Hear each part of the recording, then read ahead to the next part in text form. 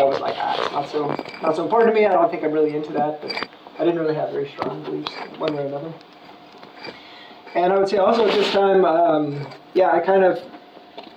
I would say, basically, I kind of achieved the American dream.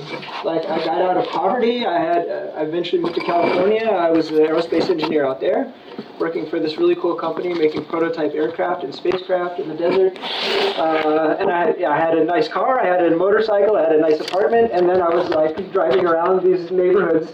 California is very crazy because it's like you can have a very nice neighborhood, and then 2 blocks later you have a very bad neighborhood with a lot of poverty. And so I was driving my nice car one day, and I was just looking at this like bad neighborhood, and I was one of those poor people, right? How come I'm the lucky one that gets to have all this nice stuff and all this security, and all these other people don't have that?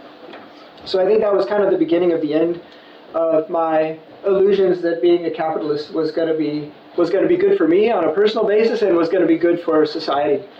So I also left my family, I left my friends, I left my girlfriend. I was always working. I didn't do anything else. I didn't really have any other life other than work. So yeah, I like achieved the American dream, and then I kind of saw the reality of it. It was kind of bullshit. And about this time, I met a girl in the city, and she was from Denmark, and I was like, oh, I heard Denmark's pretty cool socialist country, and I could. Well, you know, I mean, it's relatively speaking. So I came to Copenhagen a bunch, and I was like, "Oh, this place is amazing." You know, it's like a lot more socially equitable. I think a little bit more fair.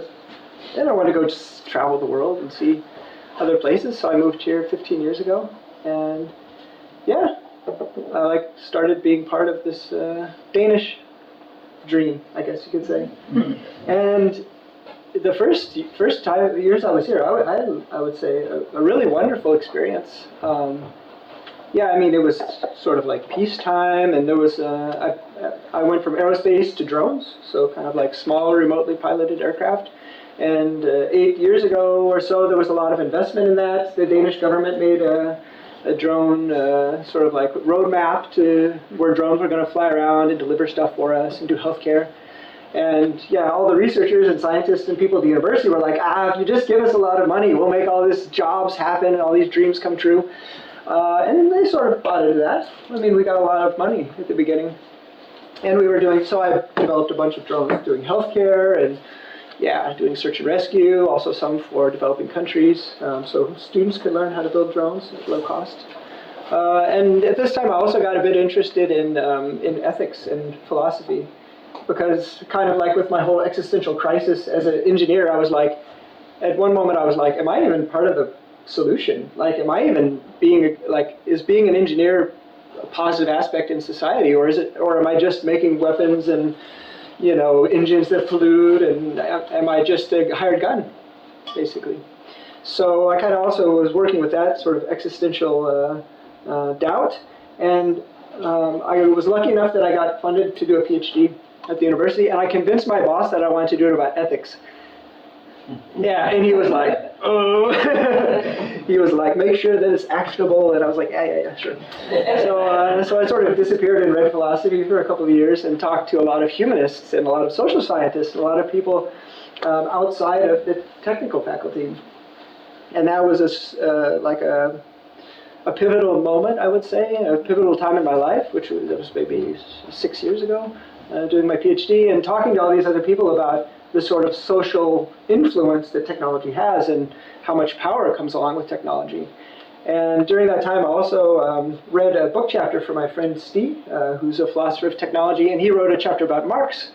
And for some reason, he asked me to read and review and give him feedback on this book chapter about Marx as a philosopher of technology. And yeah, I also got a lot of inspiration from that perspective, like seeing work as I tend to agree with this idea of work being something that's sort of fundamental to us as people. That's something that Marx talked about. He also talked about alienation through capital, where this thing that we should do, go out and be productive and make things and interact with those around us, how that's basically been taken by capitalists, and the things that we do have been broken down into little pieces. Taylor did that. He took the job of a shoemaker and broke it down into tiny little pieces, and then made a machine that did each one of those pieces, and took all the pride in passion and sense of accomplishment, and away from the craftsman. So I also, that resonated with me a lot. And I was like, how do we get away from this alienation? How do we as engineers contribute to that? And how does technology play in with this power dynamic? So yeah, that was some years ago where I finished my PhD, and basically I worked at the university at SDU for 12 years as an assistant professor and then as an associate professor, teaching drone technology to hundreds of students over the years. And yeah, I think it was part of my ethics training that really made me become more and more critical of this whole institution of the university. Maybe because I wasn't from the university, like I was outside of it for many years, and I was like, oh, universities, that's where you just come out and like think big thoughts, and you try and make the world a better place, and you shape young people's minds, and that's not it at all. It's a business, and all the companies are telling you, we need engineers that can design pumps for Danfoss, and then you as an associate professor, assistant professor say yes, and then you are supposed to teach them the instrumental things they need to do to make pumps, and not anything about how to live a good life or ask any questions or have a contextual understanding of how engineering fits into the world. So I became more and more, I would say, sort of skeptical of that whole setup. And also people always say the world changed, but basically things that were brewing came to fruition, and then these wars broke out. I didn't see much change with Palestine in the university. I don't think people in the tech field didn't really care. But the war in Ukraine and Russia, they cared. They were like, that might come to us. And then I saw a different side of Denmark, which was a lot uglier. And that was we go with the UN, we go with the United States, and we pursue these bullshit conflicts, and we create this sense of that other group is the other. They're evil. No matter what, we dehumanize them, and we're in the moral right, so therefore we can do whatever we want. We can perpetrate any kind of violence that we want to, because we are morally superior, we're the correct ones, and they are the heathens. So, and I think as a drone engineer, I experienced this, very viscerally.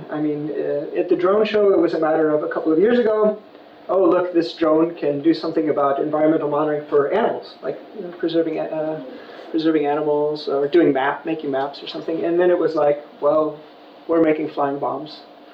And everybody, as you say, this normalization of violence, of militarization, everybody went along with it. My colleagues were just standing there. There's one booth with a drone that delivers healthcare, and there's another one that's filled with bombs, and they didn't blink an eye. So we made this action out at the drone show, and it was really great to find like solidarity and support from socialists, from communists, and the engineering community completely turned their back on me. They were like, ooh, don't make eye contact with that guy. He's gonna get me fired. So that was tough. I really wish I could have mobilized the other engineers to be like, hey, this is bullshit. Like, I'm not gonna go to work and make things that kill other people. But I didn't get that support, but I did from this community, so I really appreciate that. And the more I understood about sort of the philosophy of the people here, the more I was like, oh yeah, I agree with those philosophies, and I also want to support it in any way that I can.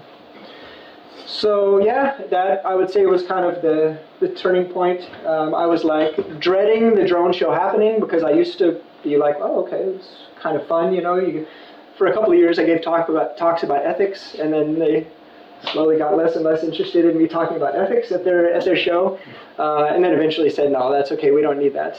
The industry isn't interested in that, So that was very convenient. How am I doing on time? 5 minutes. Okay, cool. I think I can wrap up my whole life story here pretty quickly then. That's very good. I could. Yeah, that's a tough one. But then I resigned. I quit. You spend, the majority of your waking hours at work, and I couldn't see myself there anymore. I didn't want to be a part of that system. I didn't trust it anymore. It made me feel sad. It made me feel worried.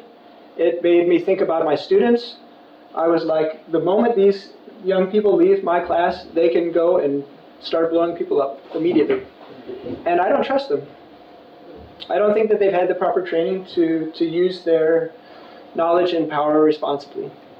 So therefore, I can't come here anymore. And so people have...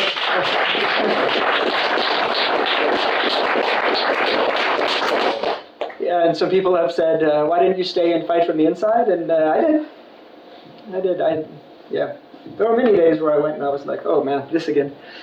I'm going to be that guy. I'm the ethics guy at the drone research group, and you know, they've sort of put all the moral burden on me to sort of like suss out, you know, oh, is this good or is this bad?